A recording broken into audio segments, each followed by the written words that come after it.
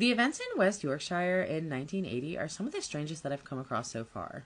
It all started on June 6th when a 56-year-old coal miner named Zygmunt Adamski would leave for work from his Tingley home. He would never arrive. 5 days later, on June 11th, his body was discovered on a large coal pile.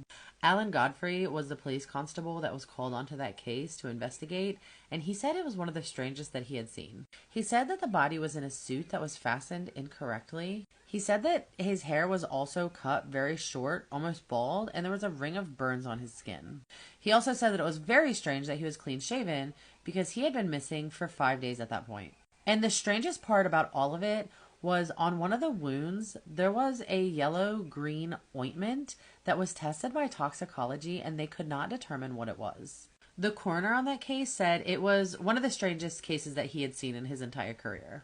But it doesn't end there. On November 28th, around 5 a.m., the same police constable was called onto a case where cattle had escaped their pen. The officer, Alan Godfrey, said that while trying to locate the cattle, he saw an unusually bright light.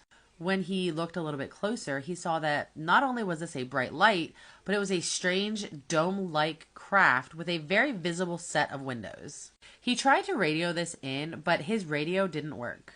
And the next thing that he remembered, the craft had vanished, and he was about 100 yards away from where he had stopped. He ended up doing hypnotic regression so he could try to remember the things that he forgot.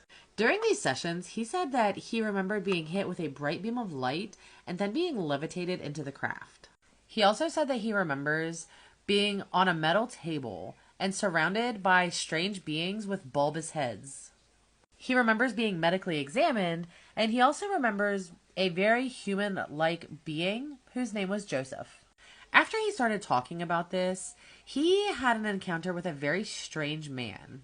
The first encounter, the man had a very large file, which included a picture that he had drawn of the UFO that he had seen. When he asked this man, "Who are you?" the man simply replied, "All you need to know is I'm a man from the ministry."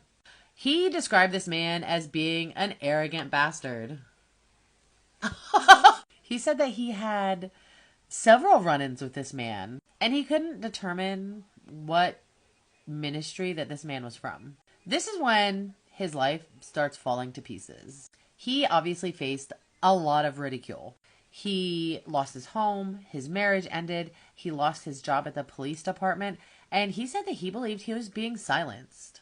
Dr. David Clark, who is a professor at Sheffield Hallam University and teaches investigative journalism, says that, yeah, I'm pretty sure that you were being silenced. He thinks that Godfrey was being silenced by the West Yorkshire Police Department because along with this, they were dealing with a serial killer that they could not catch, and it was just too much embarrassment. What are your thoughts on this really strange story? Also, I was being tormented this entire time by this creature.